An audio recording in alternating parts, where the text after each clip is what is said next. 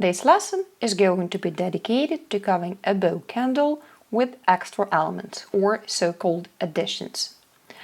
This bow candle requires to have a simple 11 cm high base with 6 straight edges. To make this candle and to work with it, we will need 3 knives: a simple cutting knife, a round knife, and a loop knife for the extra elements. We continue practicing to cut the petals down up, and the whole bottom part of this candle will be made in this way. Speaking about the difficulty level, this candle is a bit more difficult to make as it contains some new elaborate elements, and the number of elements is bigger as well. Now choose any color pattern in the app and start dipping the candle. Pay attention that only half of a candle is dipped in another color, and only on the last layers. And the top stays of a different color.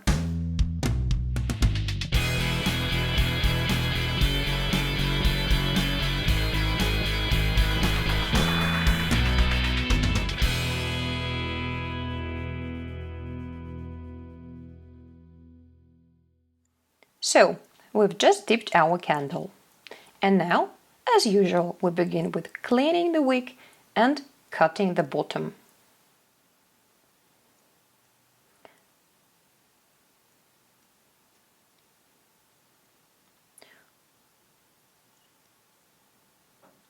We do this in the very beginning because in the end it is not very convenient to hold the candle and cut the bottom. In the first place, we're going to make some marks at the middle of the candle between the edges.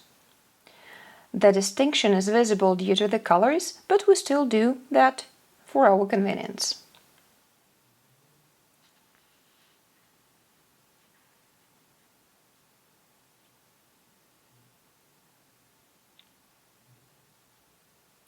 This pattern has 2 extra elements. It is more complicated. One element is at the top and another one is at the bottom. And the basic bow element is identical to the one we learned in the previous video.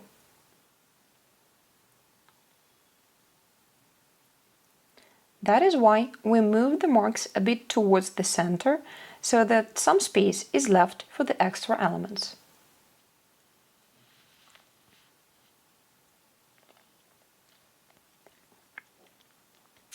Again, we begin carving at the upper part and start with the first short petal. It's the closest to the middle. Cut a thin petal and stop a bit before the middle level. Bend the tip in any direction.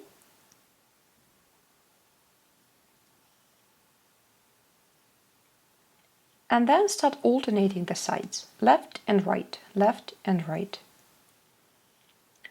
Remember that the petal tips shouldn't go over the middle of the candle. They should be fixed really close to each other, but not overlap. Each petal stays on its half.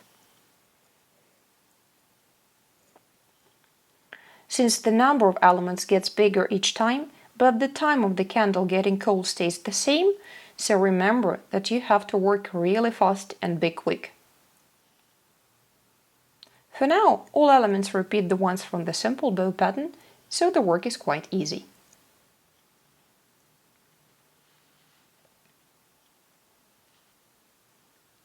First we do the first row, and then the second row of petals changes its direction. The petals form pairs, and they either come together or apart and fill the space between the edges.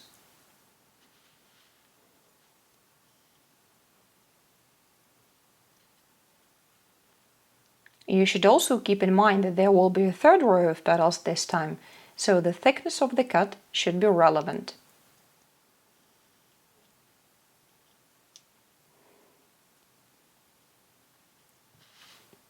When the second row is ready, let's start making the third element, which in this case is the crown. It is an extra element. Just like in the waterfall pattern, we cut a thick petal right up to the root of the previous element. Then the new petal makes an arch, and we fix its tip at the place where we started cutting it. Don't stretch the petals, fix them where they reach. Make firm roots and thin, sharp tips.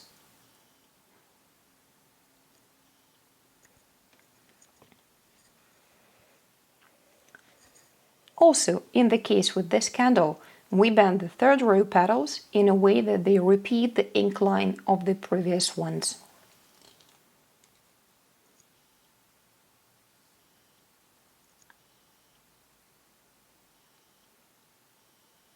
In case of the waterfall candle, the petal roots were horizontal, but here the situation is quite different.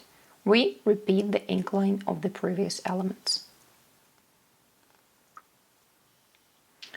While cutting the last petal, you may find that the petal at the right makes it difficult to cut. In this case, place the knife straight upwards and cut with its very tip.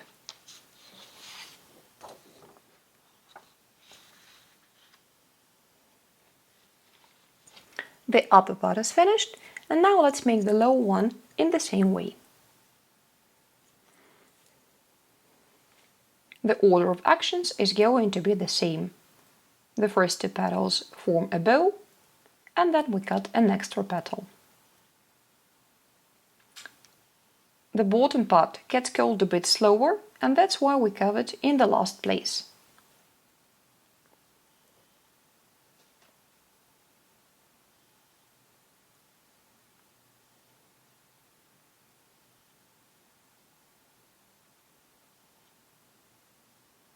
There is no doubt that you should first perfect your skills of making a simple bow candle pattern before starting to practice this one. The extra elements require time and ability to cut quickly and feel the thickness of the cuts, so your actions have to be really precise. You need to have enough depth for all three petals.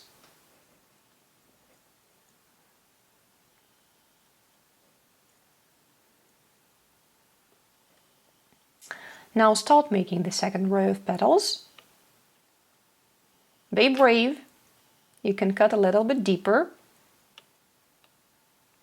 but try to match the depth of the cuts and the colors shown. Maintain sharp, thin tips. Despite the thickness of the roots, the petal tips always stay thin and sharp. This allows us to place all four of them in one place and they don't overlap.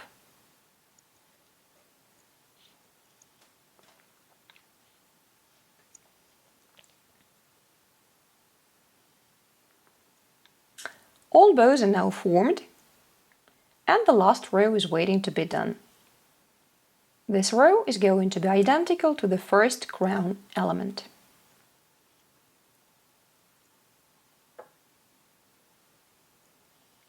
Again, cut up to the very root of the previous element and pay attention to its incline. Repeating this incline, lift the petal a bit so that the broadest parts of the two petals slightly touch.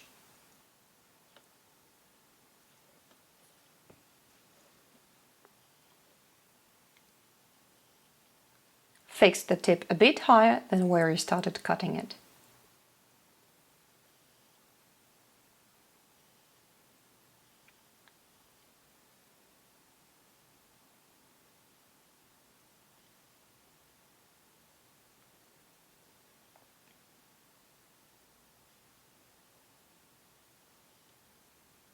Cut good firm elements, because if the petals are too thin, they may be too fragile as well, and they won't hold the shape.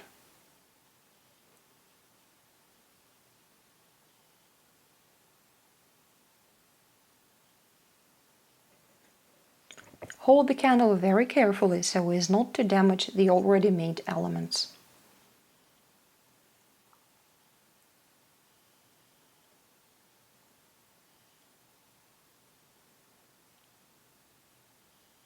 Rotate the candle, check everything.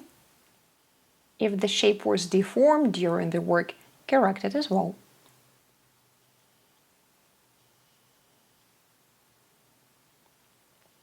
The buttons remain to be done and fixed at the candle. This time we'll make them with the help of a loop knife. This element is called a snail. You can cut them both top down and down up. We'll make all elements top down and we'll start with the upper part. There is more free space left there in between the edges. Step away from the center on 3 to 4 centimeters and then start cutting a tongue with a thin tip and a thick root.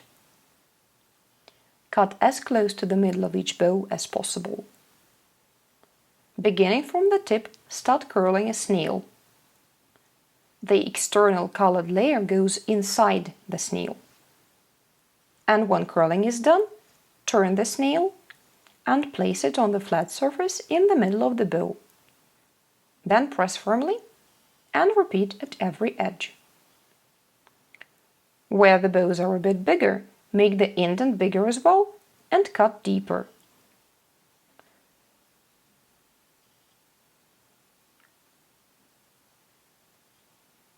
Don't forget that we only cut through colored layers which are more flexible and warmer than the base. Don't touch the base.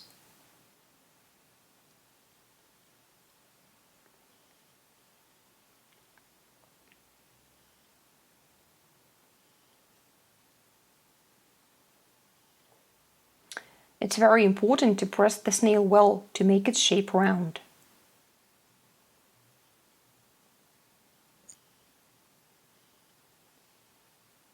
Try to curl very carefully from the very beginning. Otherwise, the shape will be not so good. Try to curl very tightly.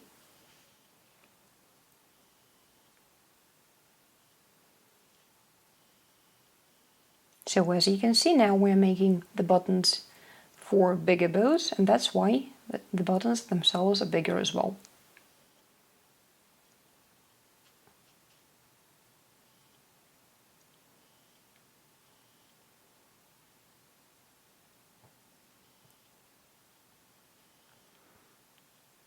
You can use all colored layers, but not the base. Don't cut up to it, and keep a track of time.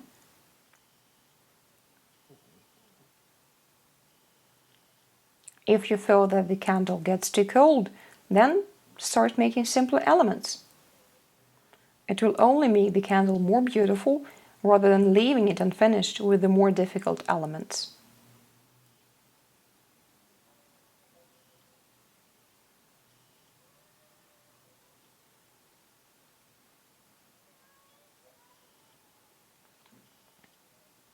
Press the snails well on the candle, so they don't uncurl later on.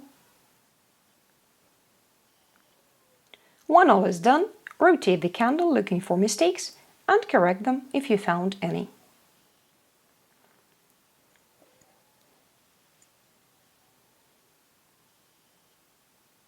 Now take the candle off the hook, clean the wick, place the round knife right in the center of the candle and make a hole, cutting through the colored layers 5 to 6 millimeters deep.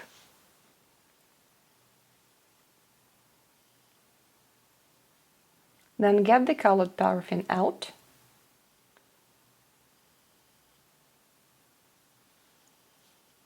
Now the upper part of the candle is done. Varnish the candle.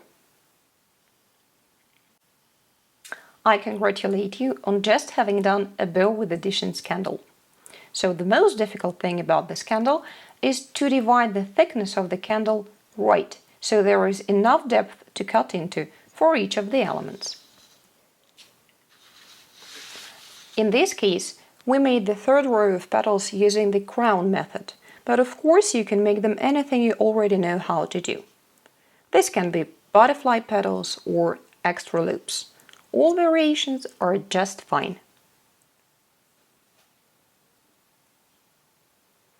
Surely you have to repeat making this candle several times to become a pro and familiarize yourselves with more difficult elements. Then you could go on to the next patterns.